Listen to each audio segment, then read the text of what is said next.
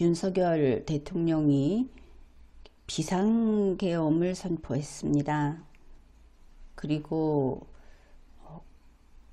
그것과 관련해서 국회에서 탄핵소추가 의결이 됐고, 이제 대통령 탄핵 심판일도 잡혔습니다.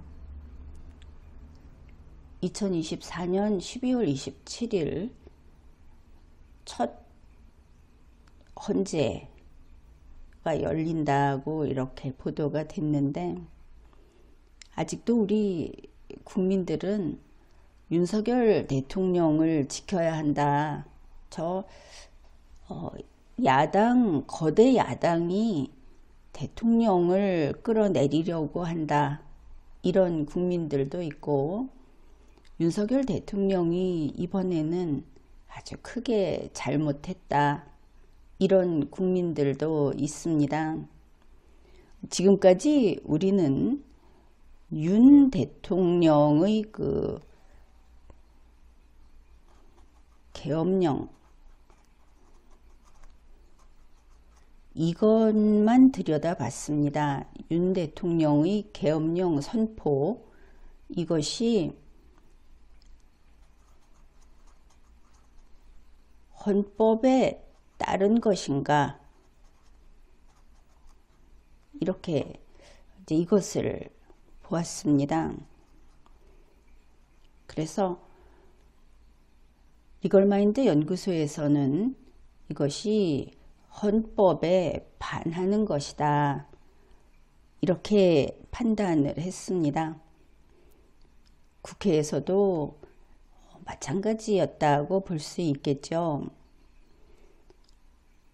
그리고 계엄령 선포가 헌법을 위반했고 법률을 위반했다 하는 부분은 이것이 형법상의 범죄를 구성하고 하는 것은 사법정부, 법원에서 판단을 할 겁니다.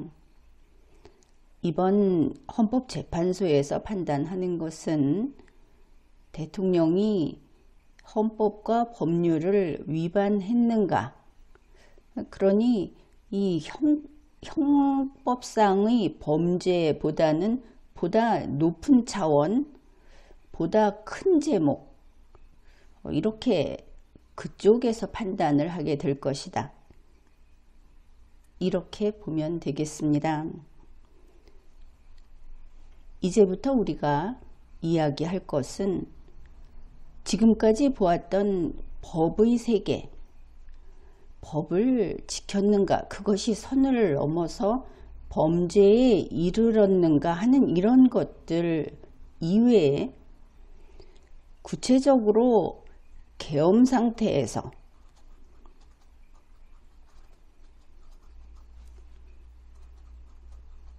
도대체 무슨 일이 있었는가, 이 부분을 살펴볼 겁니다. 우리는 지금까지 대통령이 대한민국 헌법을 위반했고, 그것이 형사상의 범죄를 구성하고 대통령 탄핵 요건을 충족하고, 이런 이야기만 했습니다. 우리 국내에서 죄 있는 자를 법에 따라 처벌하면 되는 것이다, 이랬는데, 계엄 상태에서 무슨 일이 있었는가 하는 여기에 이르게 되면 이제 국제관계, 대한민국의 명운이 오락가락하는 그런 문제가 발생해 버렸다 하는 것을 알 수 있습니다. 한마디로 한미관계, 한미동맹이 훼손됐다 하는 이 부분입니다. 한미동맹이 훼손됐다고 하면은 걱정이야 되겠지만, 그것은 우리 한국과 미국의 문제다. 우리는 서로 다른 나라다. 그렇게 말을 할 수도 있겠지만, 여기에서 이어 나오는 것이 윤석열 대통령이 저지른 의도했다, 기도했다고 하는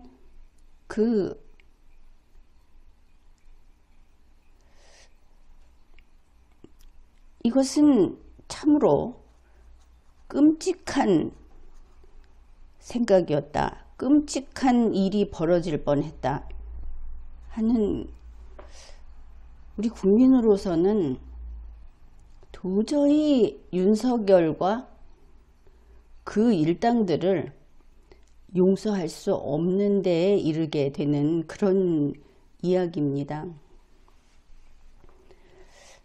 2024년 12월 16일 국회 외교통일위원회에서 이러한 내용을 우리가 볼 수 있었습니다. 내용은 간단합니다. 브래드 셔먼이라고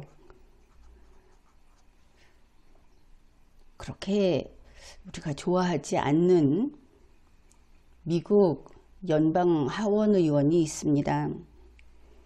이 사람은 그가 어떻게 하든 미국을 위하여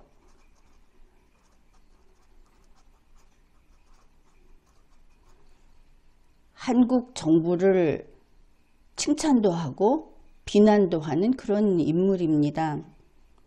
우리가 브래드 셔먼을 좋아하지 않는 것은 한국을 위하여가 아니고 자기 자신과 자기 정치적인 진영을 위하여, 그러다 보니 북한도 위하여 일을 했던, 그렇게 평가하고 있습니다만, 바로 그 문재인 대통령 당시에 문재인 대통령과 함께 휴전선을 국경선으로 만드는데 전력을 다했던 인물이기 때문에 좋아하지 않습니다.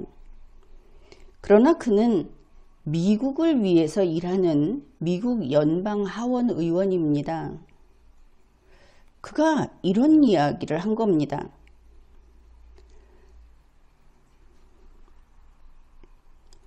그러니 윤석열 대통령이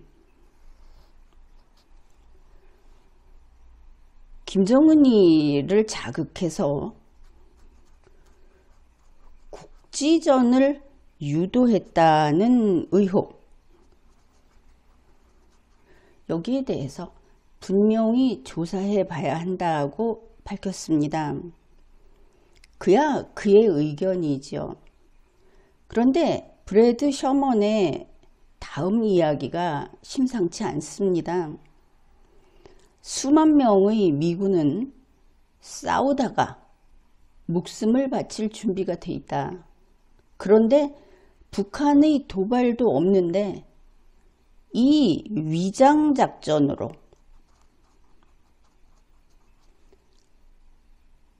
그것 때문에 생긴 전쟁으로 죽게 되는 것은 원치 않는다. 국지전 유도하니까 평양에 무인기를 보냈다더라. 아니면은 이쪽에서 대북 전단을 보내서 계속 북한을 자극했다고 하더라. 뭐 이런 수준으로 생각할 수 있겠죠. 민주당에서는 강력하게 비판을 하지만 김정은 일당이 우리에게 한 짓도 있기 때문에 그것은 판단을 달리할 수도 있습니다. 그런데 브래드 셔먼이 이런 말을 한 겁니다. 12월 12일 MBC 라디오와의 인터뷰에서 만약 대한민국 국군이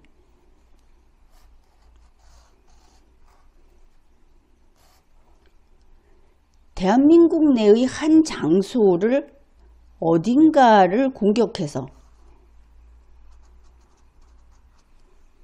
사건이 발생했다고 하더라도 미국은 이게 자작극이라는 것을 알아차릴 것이다. 자, 위장작전, 자작극, 이런 엄청난 이야기가 나왔는데 브래드 셔먼이 이것을 지어내서 혹은 민주당에게, 한국의 민주당에게 유리하게 해주기 위해서 이런 이야기를 했다면 우리로서는 차라리 마음이 편하겠습니다. 그러나 이 사람도 미국 연방 하원 의원입니다. 이런 이야기가 왜 나오는 것일까? 그렇지 않아도 김어준 씨가 몹시 정돈되지 않은 모습으로 국회에 나와서 앉아서 하고 싶은 이야기를 마음대로 하시오 하고 판을 깔아준 그때 나와서 한 이야기가 계엄군이 이런 자작극, 위장작전을 통해서 한동훈 대표를 사살하고 그리고 어느 지역에 생화학 무기로 공격을 해서 이것이 김정은이가 저지른 것이다 라고 하기로 했다고 알고 있다. 김어준 씨의 그 아주 겁먹은 듯한, 그래서 좀 평소에 그의 모습이 아니다 싶어서 좀 신뢰도가 떨어지기는 했지만 저런 이야기를 하는구나 그랬는데 이게 겹쳐진다는 겁니다. 그렇다면 이 모든 위장작전이 대한민국에서 벌어질 수 있었다는 뜻이 되겠죠. 우리 대한민국 국민이 어째서 윤석열 일당의 생화학 공격을 받아야 하는 겁니까? 어째서 김정은이가 여기에 끌려 나와서 국지전을 벌인다고 하면 그 공격을 받아야 하는 겁니까? 이렇게 되면 도대체 무슨 짓을 하려고 했는가? 이렇게 우리가 지금까지 이 사람이 비상계엄을 선포한 것은 그 비상계엄 상황을 확장 해석하면 혹시 지금 가능할 것인가 하면서 윤석열을 편들던 사람들조차 이제 할 말을 잃게 되는 겁니다. 대한민국에 어떤 비극이 일어날 뻔했는가?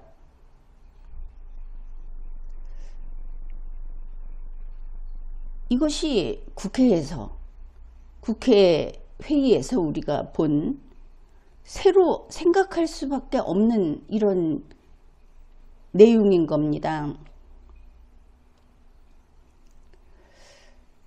그런데 이게 그냥 이렇다고 하면은 이것도 조사해 봐야겠다고 하면 되겠죠. 아직 우리나라에서 국지전이 발생하지도 않고 자작극도 벌어지지 않았다고 알려져 있으니까 모르겠습니다. 그런 일이 있었는지. 참으로 이상한 것이 이번 이 일이 있고 나서 처음 외신을 보니까 미국이나 우리 우방국들 거기에서 한국 정부 윤석열 대통령에 대해서 싸늘하기 이를 데 없이 저 사람은 대통령직에서 쫓아내야 한다는 이야기까지 나왔습니다. 어떻게 남의 나라에서 저렇게까지 말을 하나? 그런 생각도 했죠. 그런데 잘 살펴보면 12월 16일 조선일보 칼럼에도 이런 구절이 있습니다.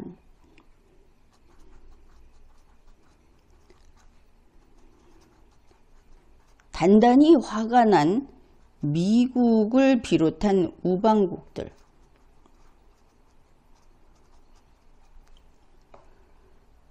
대한민국에서 설령 쿠데타가 났다고 하더라도 미국이나 우방국은 우리에게 화를 낼 그런 반응을 보이는 게 아닙니다.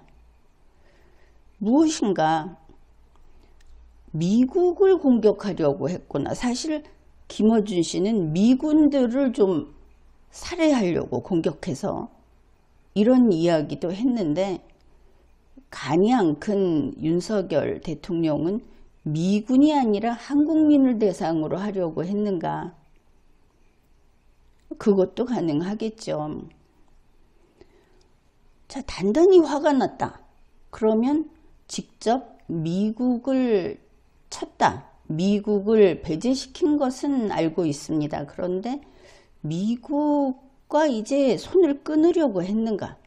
이런 것들을 우리가 고려해 봐야 하겠습니다.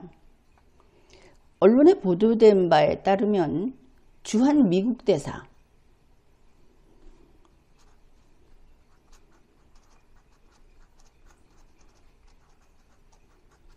필립 골드버그 대사는 12월 3일에 조태열 외교부 장관과 점심 식사를 했다고 합니다. 이제 곧 한국을 떠난다고 했죠. 그때 아무 이야기도 못 들었다고 합니다. 당일에. 그러면 12월 3일 낮에 조태열 외교부 장관은 비상계엄에 대해서 캄캄하게 몰랐던 것인가? 이렇게 생각해 볼 수 있겠죠. 그런데 비상계엄 선포를 한다는 방송을 하고 나서 주한 미국 대사가 김태효 그리고 조태열 이 사람들에게 전화를 했더니 전화를 안 받았다고 합니다. 그런데 미국의 태도가 어떤가를 보여주는 것이, 그러고 나서 윤석열 대통령이 한덕수, 한동훈 두 사람에게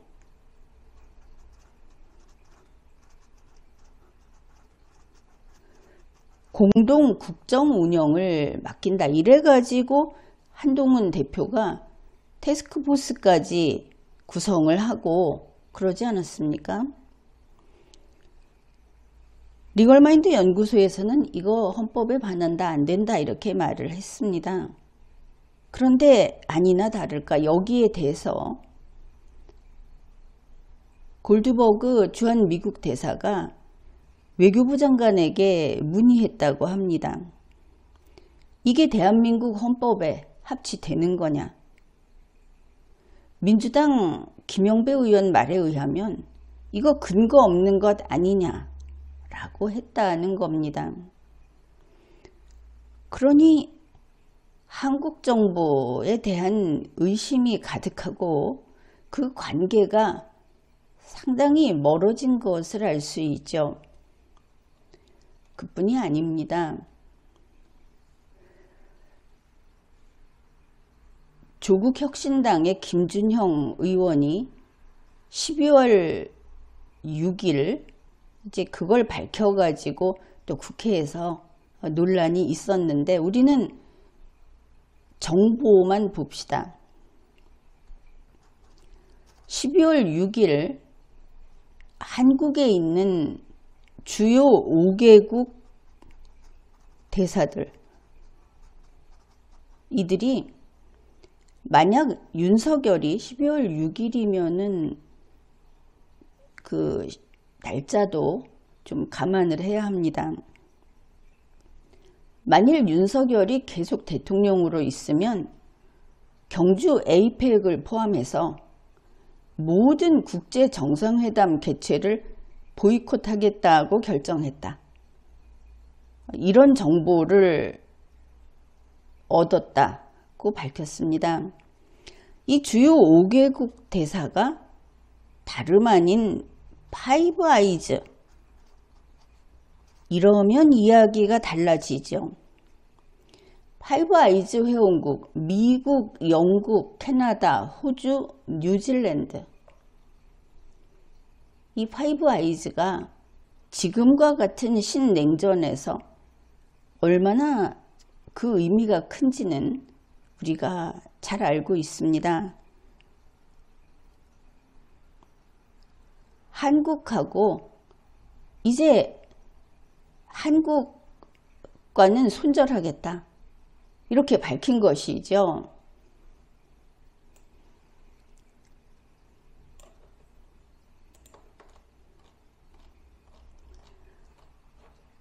그러니까 브래드 셔먼하고 인터뷰했을 때 브래드 셔먼 이야기가 윤석열 대통령의 계엄령이 한미 관계를 훼손했다. 또 뉴스를 찾다 보면 한미동맹의 근간이 금이 같다. 그 뿌리가 망쳐졌다 하는 이야기가 있습니다. 자, 이제는 다른 차원이다. 윤석열 대통령은 도대체 무슨 짓을 저지른 것인가?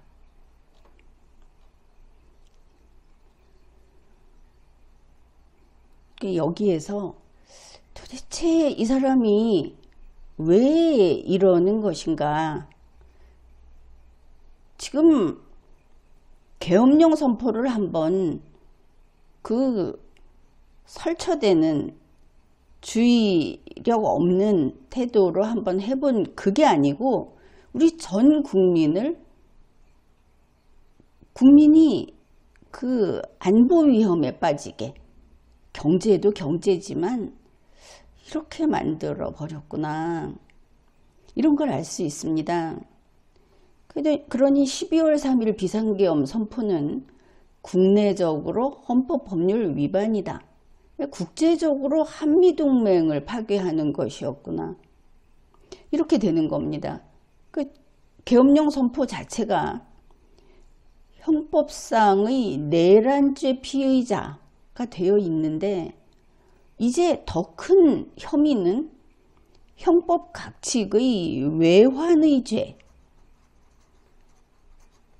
이것이 문제가 된다. 이렇게 된 겁니다. 그런데 또 하나 우리가 좀 유의해야 할 것이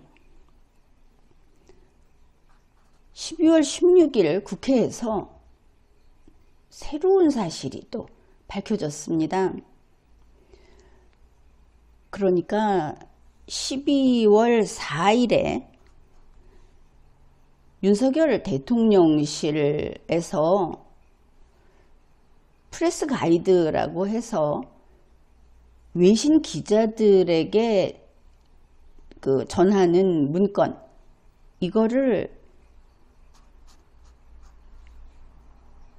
윤석열 대통령실에서 작성을 했고 이 대통령실의 해외홍보 비서관실에서 외교부에 있는 유창호 부대변인에게 보내주면서 직접 보내주면서 이걸 외신 기자들에게 배포하라고 했다는 겁니다.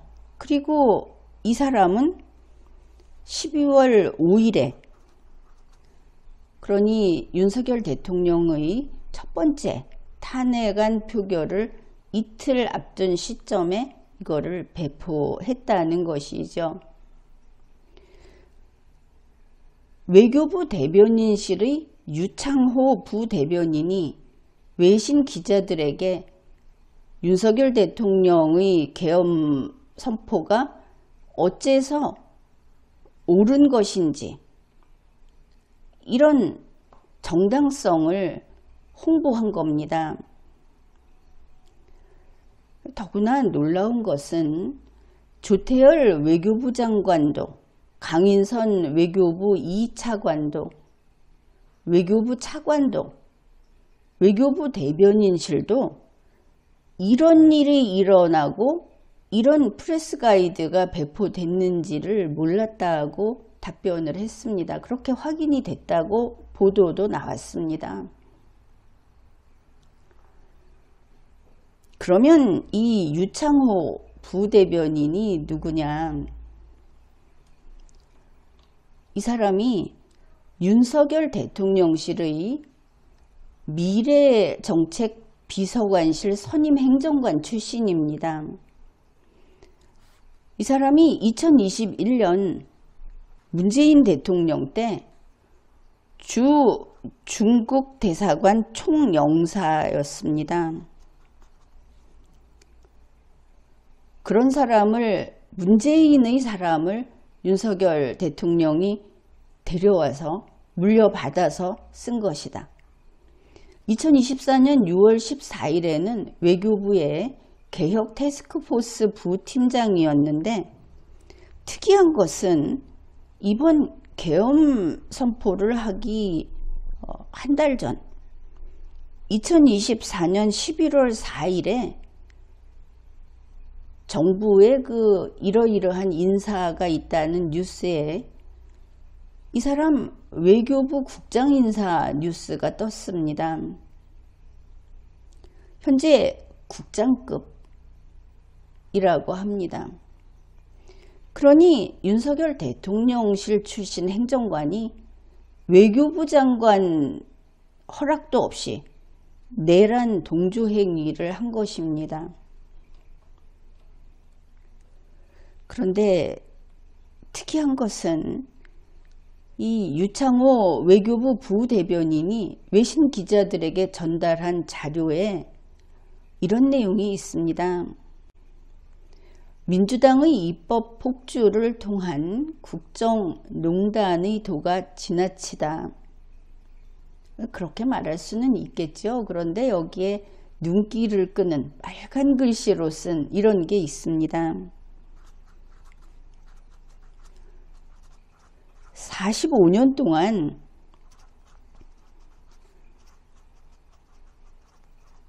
이런 야당은 없었다. 우리나라에서 45년을 논하는 경우는 참 드물죠. 70여 년 헌정사 중에 라든지 아니면 우리가 알기로는 이라든지 그게 아니고 딱 잘라서 45년 동안 이런 야당이 없었다. 도대체 윤석열 대통령의 정부가 45년 동안 야당을 지켜보고 있는 입장이었는가 의문이 생기죠. 계산을 해보면 이 45년의 시점이 언제냐? 1979년입니다. 2024년까지 딱 45년입니다. 다시 말해서 지금 윤석열 대통령 그리고 이번에 이와 같은 내란, 외환의 죄를 범한 이 무리들의 인식은 1979년에 머물러 있다. 이것을 알 수 있습니다. 그렇다면 윤석열 대통령을 싫어하는 대중들은 윤두환 이러면서 전두환을 따라했다. 거기에 있는 군인들이 누가 전두환 전 대통령 사진을 걸어놨다. 이렇게들 이야기를 하는데 미워서 하는 이야기 거기에 매몰되다 보면 사실을 발견할 수 없게 되는 겁니다. 중요한 것은 사실을 보는 것이죠. 이러한 일련의 상황, 뉴스, 국회에서의 증언, 자료들을 보면서 윤석열은 전두환을 모방한 것이 아니다. 안 그래도 12월 12일에 담화문 발표하고 하니까 12.12를 기해서 전두환을 모방했다고 하는데 그거 아니다. 잘 생각해 보십시오. 계엄은 전두환 전 대통령만이 아니라 박정희 전 대통령도 했습니다. 그렇지 않아도 이번에 계엄 포고문이 전두환 때 작성한 거다라고 말을 하는데 그게 뭡니까? 박정희 대통령 시해 사건, 박정희 대통령 사망 직후에 작성한 거다. 그 부분을 놓쳐서는 안 되겠습니다. 45년 동안 이런 야당은 없었다. 그래 70여 년, 76년 동안 없었다가 아니다. 이제 전두환을 치우고 박정희를 한번 대입해보자. 윤석열과 그 일당들, 윤석열의 시발점은 그렇다면 1979년 10월 26일이구나.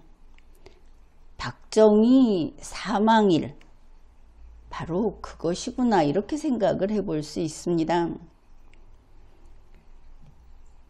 그렇다면 윤석열은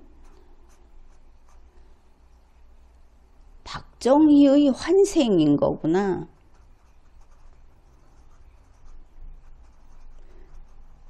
그래서 윤석열을 숭배하고 무슨 일이 있어도 그를 따르겠다고 하는 사람들은 그래서 그렇구나.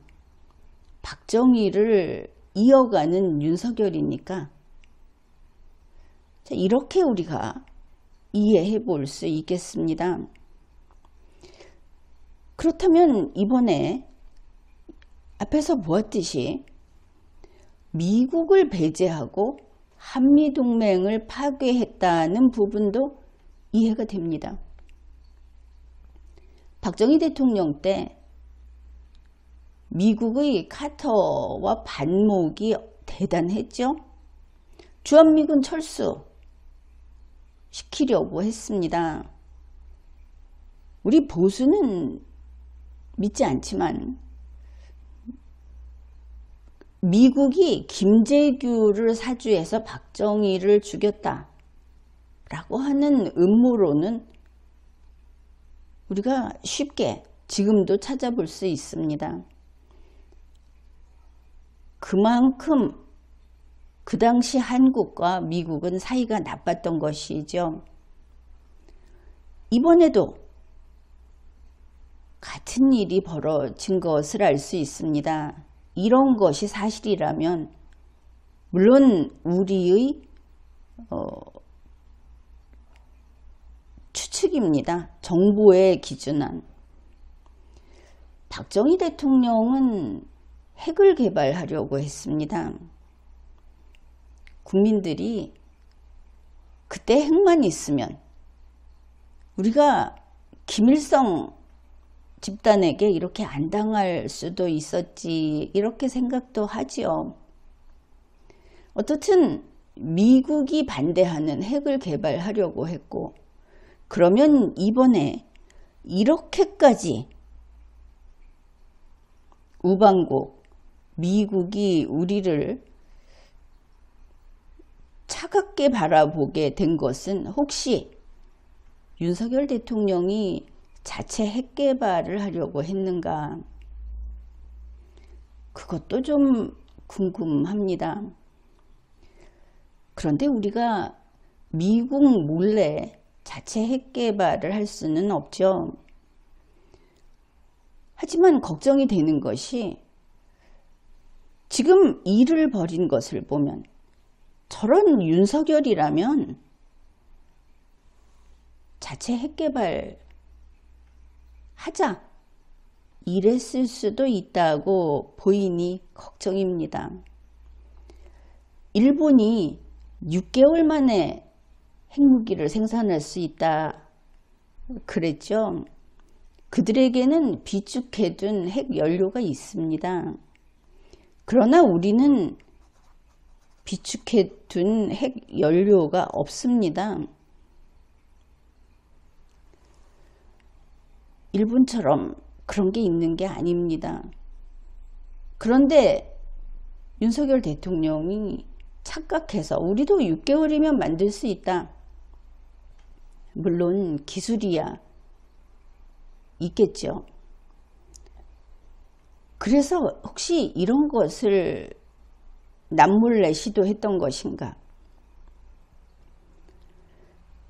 왜 이렇게 무모한 일을 벌일 수 있다고 생각하느냐 하면은 선거관리위원회 서버 반출 시도, 거기에서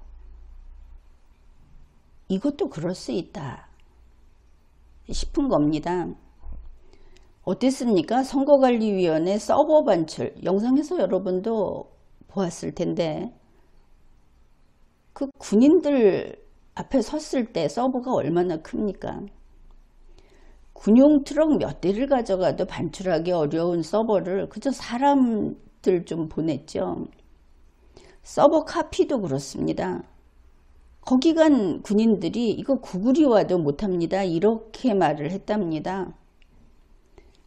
그러니 선거관리위원회 서버가 그렇게 큰 것인 줄 몰랐던 것처럼 또 개헌군들이 국회에 갔더니 국회 내부도도 없이 국회에 갔더니 국회가 문이 그렇게 많고 무지막지하게 큰 줄 몰랐던 것처럼 핵무기도 그저 대통령이 명령만 내리면 뚝딱 만들 수 있다고 여긴 것인가? 이것도 우리가 걱정해야 할 부분입니다. 그런데 왜 이런 짓들을 하는가? 조금 더 가보면 박정희 대통령도 그 임기 말에 그의 생의 마지막 시기에 통일을 추구했습니다. 윤석열 대통령 8.15 통일 독트린 선포했습니다. 그러고 보면 박근혜 대통령 이래로 다들 지금 성실히 이 나라를 잘 꾸려갈 생각보다는 통일 대통령의 무슨 신들린 것처럼 몰입했던 것을 알 수 있죠. 그렇다면 윤석열 대통령은 이렇게 비상계엄을 선포하고 국회를 해산하고 통일주체 국민회의 같은 것을 만들어서 자기가 나라의 국가 원수로서 그리고 어느 점쟁이 말처럼 어느 날 갑자기 통일이 될 것이다. 그걸 믿고 그러면 통일 대통령이 돼서 영구 집권할 수 있다고 생각했는가?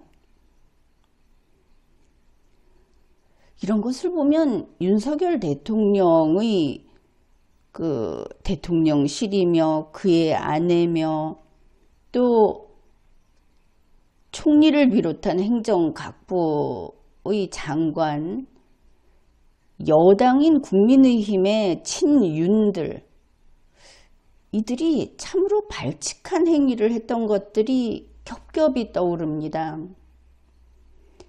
한덕수 총리가 국회에서 악을 썼던 거, 그리고 바로 이야기했던 이러이러한 무리들이 국민을 능멸하고 야당에 대해서 인간 이하의 그 비아냥거림, 욕설을 퍼붓고 우리가 한글을 읽으라는 대로 읽어라. 우리가 나이를 고쳐 쓰라고 하면 다 고쳐 써라. 윤석열이 출근, 퇴근할 때는 전 국민은 엎드려 멈춰서 길을 내놔라. 대통령 부인도 뭐 그런 적이 있다고 하는데 이렇게 2년 반을 지내온 겁니다. 이들에게는 아주 특별한 생각이 있었던 것인가? 그래서 영구집권하면 자기들의 범죄 혐의로 추궁받지도 않고 자기 아내도 확실하게 지켜줄 수 있고, 그러다가 자기 아내에게, 김건희 여사에게 국가 원수, 통일 대통령 자리를 물려줄 수 있다고 그런 꿈을 꿨던 것인가? 명태균 씨 때문에 정치적 생명이 위태로운 중견 정치인들, 여기에 묻어가면 자기들의 혐의를 아무도 따져 묻지 못할 것이다. 계속 충성스러운 윤석열의 가신이 돼서 행복하게 살겠다고 꿈을 꿨던 것인가? 그러니까 대통령직이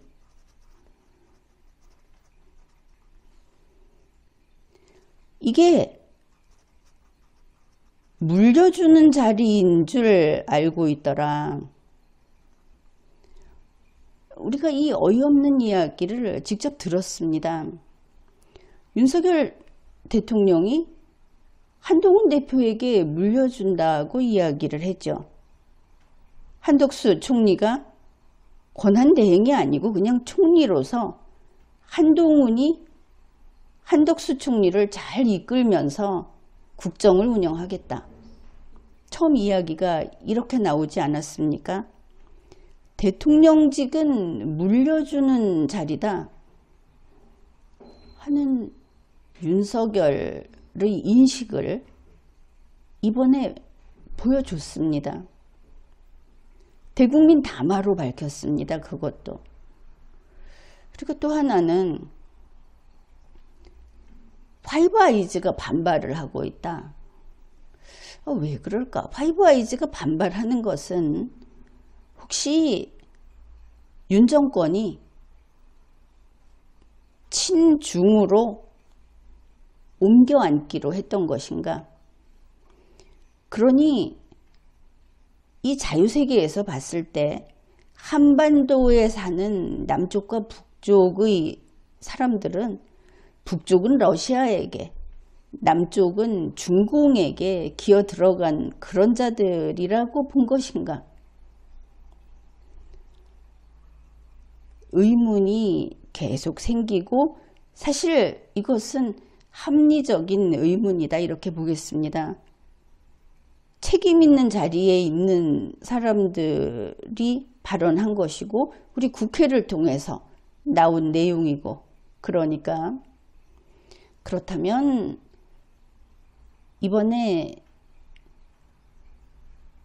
김어준 씨가 나와서 종합해서 들려준, 혹은 사람들을 체포해서 체포조가 따로 있었다고 하는 이야기들, 한동훈 체포 혹은 사살에 관한 이야기들, 이런 것들이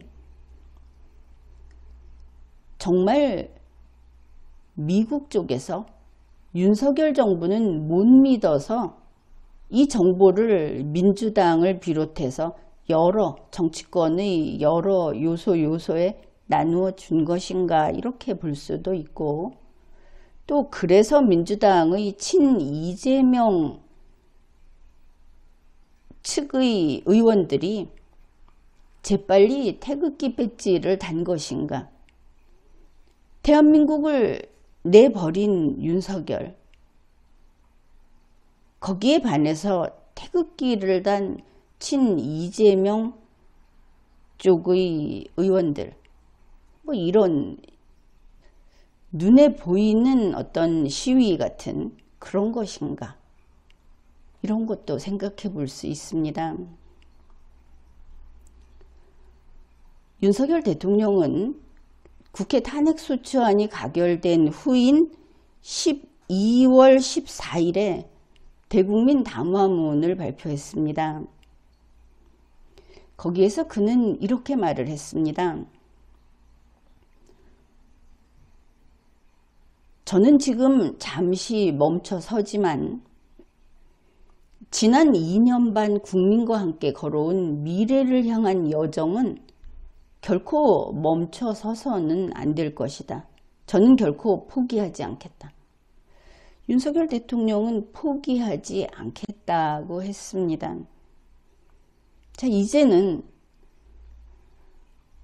국민의힘에서는 윤석열 탄핵 찬성파를 지금 축출하는 데 나섰죠.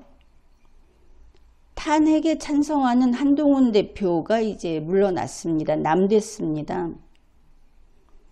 국민의힘은 윤석열 지키는 사람들이 지금 지도부를 차지하고 있죠. 이제 그들이 국민의힘을 차지하게 되지 않겠습니까?